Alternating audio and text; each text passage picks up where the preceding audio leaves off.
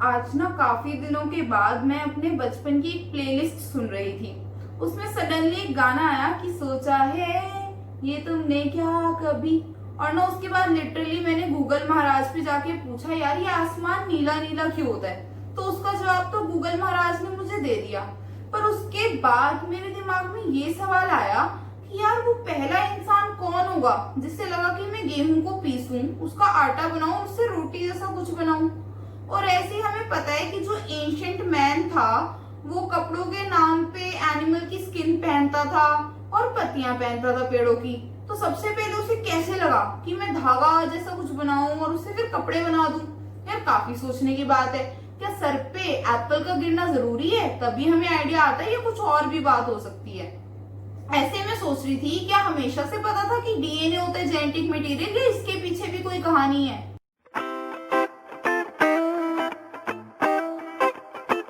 Hello everyone, welcome to my channel Bioworld BG, where learning biology is fun. तो अक्सर हमारे साथ life में ये होता है कि हम सोचते हैं कुछ, करते हैं कुछ और मिलता है हमें कुछ और। तो आज हम एक ऐसी ही कहानी की बात करने जा रहे हैं जो हुई थी ईयर 1928 में। तो 1928 यानी कि वर्ल्ड वॉर 1 खत्म होने के 10 साल बाद की है ये कहानी। तो अभी तो वर्ल्ड उभरा भी नहीं था वर्ल्ड वॉर 1 की तबाही से, और एक नई तबाही की तरह शुरू हो गया था निमोनिया नाम का डिसीज। तो इस डिसीज के अंदर क्या होता है कि जो हमारी लंग्स हैं उनकी जो एल्वियोलाई होती है उसके अंदर फ्लूइड भर जाता है। तो ये काफी सीरियस प्रॉब्लम थी जो ईयर 1928 में निकल के आई थी। तो देखा गया कि ये एक बैक्टीरिया की वजह से हो रही है जिसका नाम था स्ट्रेप्टोकोकस निमोनियाe। उसके बाद ये देखा गया कि ये जो बैक्टीरिया है इसके दो टाइप्स हैं, दो स्ट्रेन्स हैं, एक था आर स्ट्रेन और एक था एस स्ट्रेन। तो देखा गया कि ये जो आर स्ट्रेन जिसको इन्फेक्ट कर रहा है उसका इम्यून सिस्टम लड़ पा रहा है। तो यानी कि हमारा इम्यून सिस्टम आर स्ट्रेन को तो खत्म कर रहा था, पर जब एस स्ट्रेन बॉडी के अंदर एंटर कर रहा था तो इम्यून सिस्टम उसे खत्म नहीं कर पा रहा था। तो सोचा गया यार ऐसा क्यों हो रहा है। तो जब आर स्ट्रेन को कल्चर प्लेट पर ग्रो किया गया तो देखा ये रफ कॉलोनीज बना रहे, इस वजह से नाम भी इसका आर स्ट्रेन दिया गया, आर फॉर रफ। पर जब एस स्ट्रेन को ग्रो किया गया तो ये काफी स्मूथ और शाइनी कॉलोनीज बना रहा था। तो वो हो रहा था एक पॉलीसेक्राइड कोट की वजह से जो इस एस स्ट्रेन के ऊपर था, जो इसे इम्यून सिस्टम से बचा रहा था होस्ट के। तो एक साइंटिस्ट थे फ्रेडरिक ग्रिफिथ, उन्होंने जिम्मा लिया कि मैं आर और एस स्ट्रेन को स्टडी करने जा रहा हूं और मैं निमोनिया की वैक्सीन बना के ही रहूंगा। तो उस समय क्या हुआ, सोचा था वैक्सीन बनाएंगे, तो उस समय तो वो वैक्सीन बना नहीं पाए, पर उन्होंने कुछ अलग ही बात डिस्कवर कर दी। तो उन्होंने ये डिस्कवर कर दिया कि हमारा जेनेटिक मटेरियल है क्या, पूरी तरह से नहीं पर काफी हद तक वो क्लोज पहुंच गए थे ये बताने के लिए डीएनए ही होता है हमारा जेनेटिक मटेरियल। तो आज हम बात करेंगे इन्हीं के एक्सपेरिमेंट की कि इन्होंने क्या किया और उसका रिजल्ट क्या निकला। जो फ्रेडरिक ग्रिफिथ हैं उन्होंने अपने एक्सपेरिमेंट के लिए एक ऐसे एनिमल को चुना जिसे हम बायोलॉजिस्ट बहुत ज्यादा रिस्पेक्ट देते हैं, यानी कि एक चूहा। तो एक नहीं काफी सारे चूहों पे उन्होंने एक्सपेरिमेंट कंडक्ट किया। अपने एक्सपेरिमेंट में इन्होंने क्या किया कि जो स्ट्रेन्स थे निमोनिया कॉजिंग बैक्टीरिया स्ट्रेप्टोकोकस निमोनियाe के, उसे इन्होंने इंजेक्ट किया माउस की बॉडी में और देखा उसके बाद क्या रिजल्ट हुआ, क्या माउस को निमोनिया हुआ और वो मर गया या वो सरवाइव कर गया। तो सबसे पहले इन्होंने लाइव आर स्ट्रेन को इंजेक्ट किया माउस की बॉडीज में। तो इन्होंने क्या देखा कि जो आर स्ट्रेन इंजेक्ट किया हुआ माइस है उसका सर्वाइवल हो गया, वो नहीं मरा। बहुत खुशी हुई। वैसे भी आर स्ट्रेन तो मैंने अभी बताया था कि नॉन वायरुलेंट है। फिर इन्होंने इंजेक्ट किया एस स्ट्रेन कुछ माउस में, तो देखा गया कि वो माइस मर गए सारे जिनमें एस स्ट्रेन को इंजेक्ट किया गया निमोनिया के कारण, वो मर गए।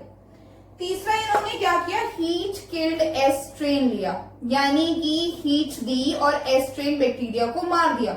नॉर्मल बात है ना, घर में दूध उबालते हैं ताकि बैक्टीरिया मर जाए, तो यही लॉजिक इन्होंने लगाया, हीट किल किया अपने एस स्ट्रेन वाले बैक्टीरिया को और इंजेक्ट कर दिया माइस की बॉडी में। क्योंकि बैक्टीरिया डेड था तो माइस का सर्वाइवल हो गया, उसे निमोनिया नहीं हुआ। पर जब इन्होंने फोर्थ एक्सपेरिमेंट लिया, उसमें कर दी थोड़ी सी मिक्सिंग, लाइव आर स्ट्रेन ले लिया और हीट किल एस स्ट्रेन ले लिया और इंजेक्ट कर दिया माइस के अंदर। अब वही होता है लाइफ में, हम सोचते हैं कुछ और होता है कुछ और। वो केस हुआ यहाँ पे एक बार और। एक तो वैक्सीन तो मिली नहीं, वैसे ही कुछ केस अलग है, यहाँ पे कुछ और कहानी भी हो गई।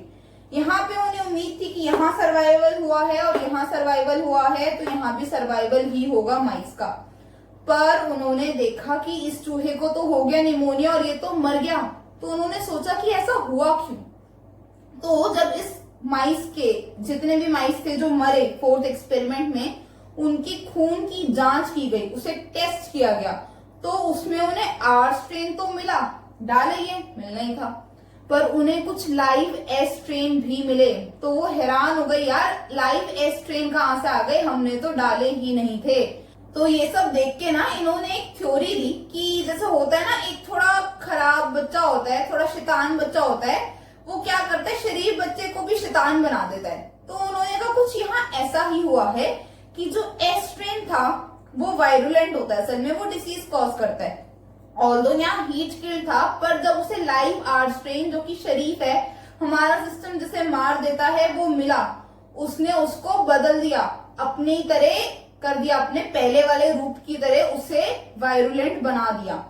तो S strain has somehow transformed the R strain into a virulent form। ये था उनका कंक्लूजन। इस वजह से इस एक्सपेरिमेंट को हम ट्रांसफॉर्मेशन एक्सपेरिमेंट या ट्रांसफॉर्मिंग प्रिंसिपल के नाम से भी जानते हैं, कि जो S स्ट्रेन है उसने ट्रांसफॉर्म कर दिया R स्ट्रेन को एक वायरुलेंट फॉर्म में। ये कैसा था, हीट किल था, पर फिर भी कारगर था ट्रांसफॉर्मेशन करने में। उन्हें लगा कि जो भी फैक्टर है जिसने ट्रांसफॉर्मेशन की है, यही है जेनेटिक मटेरियल। क्यों? क्योंकि जेनेटिक मटेरियल में ही इतनी ताकत हो सकती है कि वो चीजों में बदलाव ला दे। पर वो ये नहीं बता पाए ये जेनेटिक मटेरियल है क्या। मतलब बायोमोलिक्यूल की सेंस में मैं बात करूं तो ये एक तरह का लिपिड है, यानी फैट्स हैं। क्या ये कोई कार्बोहाइड्रेट है, या ये कोई प्रोटीन है, या ये है कोई न्यूक्लिक एसिड, डीएनए या आरएनए में से। अक्सर हमारे वर्ल्ड में क्या होता है कि एक काम जो कोई करता है, हम उसी को पकड़ लेते हैं आगे, उसी में इम्प्रूवमेंट लाते हैं, उसी में इनोवेशन लाते हैं और कुछ नया ही बना देते हैं। जैसे वो पहले नोकिया वाले फोन चलते थे, स्ट्रॉन्ग वाले, और अब स्मार्टफोन चलते हैं। तो हमें पता ही है क्या डिफरेंस है दोनों में।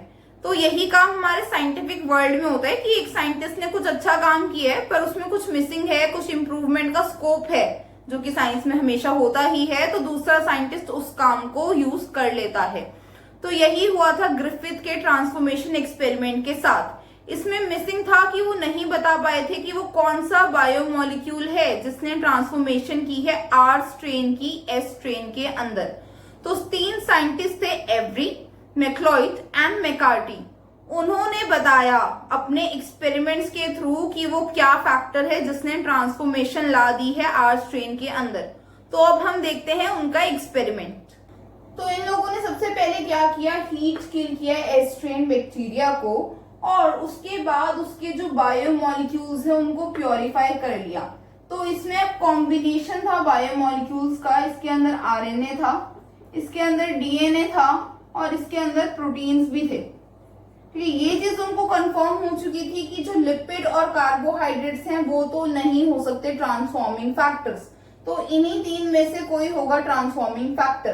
तो उसे चेक करने के लिए इन्होंने क्या किया कि इस लिक्विड एक्सट्रैक्ट को डिवाइड किया 3 टेस्ट ट्यूब्स के अंदर, और हर टेस्ट ट्यूब में एक अलग एंजाइम डाल के देखा, जिसे हम बोल रहे हैं एंजाइम ट्रीटमेंट।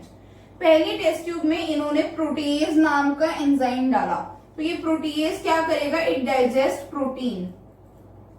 तो जब प्रोटीन डाइजेस्ट हो जाएगा तो यानी इस टेस्ट ट्यूब में बचा क्या, आरएनए और डीएनए। तो इस टेस्ट ट्यूब में आरएनए और डीएनए बच गया एस स्ट्रेन का। सेकेंड टेस्ट ट्यूब के अंदर उन्होंने डाला आरएनए, जो कि डाइजेस्ट करेगा आरएनए को। तो यानी इस टेस्ट ट्यूब में क्या बच गया, एस स्ट्रेन का, हीट किल्ड एस स्ट्रेन का बच गया डीएनए और protein. And last test tube में उन्होंने डाला डीएनए, ये एंजाइम डाइजेस्ट करेगा डीएनए को। जब डीएनए डाइजेस्ट हो गया तो यहां बच गया आरएनए और प्रोटीन। तो ये इन्होंने किया।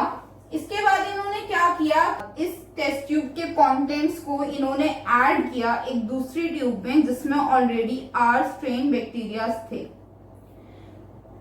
कुछ टाइम बाद इन्होंने क्या देखा, इस ट्यूब में S स्ट्रेन बैक्टीरिया भी मिल गए। सेम काम इस ट्यूब के साथ किया कि ये जो एक्सट्रैक्ट्स हैं इसको ऐड किया ट्यूब में जिसमें R स्ट्रेन है, और इसमें भी कुछ टाइम बाद इन्हें S स्ट्रेन के बैक्टीरिया मिल गए। थर्ड टेस्ट ट्यूब के साथ जब इन्होंने सेम चीज की कि उस ट्यूब में डाला जिसमें R स्ट्रेन भी है, तो इन्हें R स्ट्रेन ही मिला, S स्ट्रेन इस केस में इन्हें नहीं मिला। तो क्या अलग था तीनों टेस्ट ट्यूब में? इन्होंने देखा जब DNA RNA दोनों हैं तो हो रही है ट्रांसफॉर्मेशन, यानी इसमें से कुछ हो सकता है। जब DNA प्रोटीन है तो भी हो रही है ट्रांसफॉर्मेशन, यानी इन दोनों में से भी कुछ हो सकता है फैक्टर। पर इस केस में जहां पे DNA नहीं है, सिर्फ RNA और प्रोटीन है, ट्रांसफॉर्मेशन नहीं हुई। तो यानी ट्रांसफॉर्मेशन किस वजह से हो रही है? DNA की वजह से। तो यहां से इन्होंने कंक्लूड किया कि ये जो ट्रांसफॉर्मिंग प्रिंसिपल है, इसमें जो ट्रांसफॉर्मिंग फैक्टर है वो है DNA। और यहां से बात हुई कि DNA is the genetic material. पर आज की वीडियो में मैंने क्या बताया आप लोगों को कि लाइफ में हम सोचते हैं कुछ और होता है कुछ और। तो इनके साथ भी यही हुआ। इतना बढ़िया काम करने के बाद भी बहुत सारे बायोलॉजिस्ट कन्विंस नहीं थे कि DNA ही होता है जेनेटिक मटेरियल। अब क्या होता है, शक का कीड़ा सबसे बड़ा कीड़ा होता है, उसको मारना ना बड़ा मुश्किल होता है। तो ये तो नहीं मार पाए उन कीड़ों को। पर दो साइंटिस्ट थे जिन्होंने एक दूसरे एक्सपेरिमेंट किया जिसके होने के बाद सारे बायोलॉजिस्ट कन्विंस्ड हो गए कि DNA ही होता है जेनेटिक मटेरियल। तो वो जो एक्सपेरिमेंट है उसे मैं बताऊंगी अपनी नेक्स्ट वीडियो में, जो भी इसकी फॉलो अप वीडियो होगी उसके अंदर। और अगर आज की वीडियो में आपको कोई डाउट रह गया है, कोई चीज नहीं समझ आई, तो उसको कमेंट बॉक्स में मुझे बताओ। And also like and share this video and yes subscribe to my channel, ताकि आपको जल्दी से नोटिफाई हो जब भी इस तरह की कोई वीडियो आए या फिर कोई और बायोलॉजी की इंटरेस्टिंग वीडियो मेरे चैनल पर अपलोड हो। So guys please do that and we will meet again in my next video lecture. Till then, adios.